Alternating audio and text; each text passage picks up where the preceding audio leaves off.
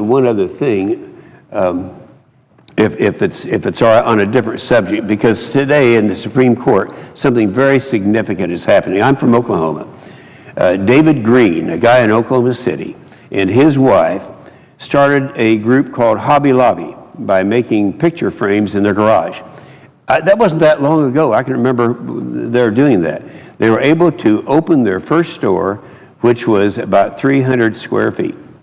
With the profits that they made in their little garage operation, it is David Green's faith practiced in his day-to-day business decisions that led him and his family to build a successful nationwide company. Over the years, their business has grown to 602 stores. They have 602 stores now, Madam President, with plans to expand.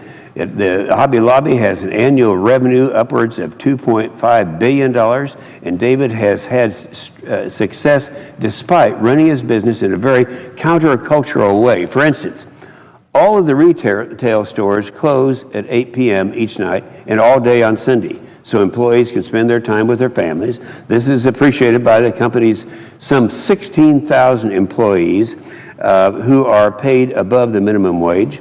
Hobby Lobby's generous employee benefit plan includes an on-site clinic with no copay at Hobby Lobby headquarters and eligibility to enroll in medical, dental, and prescription drug plans, along with long-term disabilities and life insurance, and a 401k plan with generous company match. Now, this is something that they have done long before ObamaCare came along. At one point, Hobby Lobby was challenged by a competitor who said they would bury the company with their money, so the firm opened their doors on Sunday, ultimately earning the company some $150 million in revenue each week. That was over and above what that competitor previously had been able to raise. Eventually, David Green said that he was challenged by God to trust in him with his business, to go back to his policy of closing on Sundays, and he did, and his business has prospered. David's Christian faith runs deeper than his desire to have a profitable, successful company, but he's getting both. When he was faced with a decision to make more money or obey God, he chose to obey God, whatever the consequences. Now, more recently, he was faced with a new test. Now, listen to this, Madam President. It didn't come from a competitor. It came from the United States government. Part of ObamaCare requires employers not only to provide health insurance to their employees, but also to provide free access to the pills that terminate pregnancies.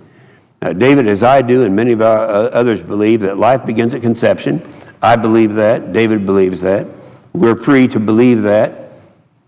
And offering an option to end that life would be a violation of our moral compass as defined by his faith and our faith. Here's a guy who feels so strongly in his beliefs, saying, and it is his action have shown, he would rather pay the $1.3 million a day in fines from the Obama administration than comply with the law. In other words, killing the unborn child. Today, the Obama administration is claiming that this privately owned business is waging a war on women for not agreeing to provide these treatments for its employees free of charge. Never mind that he has been offering his employees health insurance since long before the government mandated it. So we have the faith of an individual in what he's willing to do for his faith. He's willing to stand up to this abusive government. If you restrict those of faith from applying their conscience to the world around them, then you quench the progress of freedom. The Obama administration is attempting to write a new moral code if it's going to tell people like David Green that he no longer has the freedom to apply his faith convictions to how he operates his private business. The case before the Supreme Court today is about maintaining freedom, which starts by preserving the fundamental freedom of religion under the First Amendment, whether it's practiced in a temple or a public square. Hobby Lobby is not alone, but it's a leader in this battle. More than 100 institutions have filed similar claims. 4 universities in my state of Oklahoma have also filed a lawsuit along the same lines. So here we have a situation, and it's hard to believe that this can happen in America, where there's a man who has built up, is employing actively 16,000 people who otherwise might not be employed.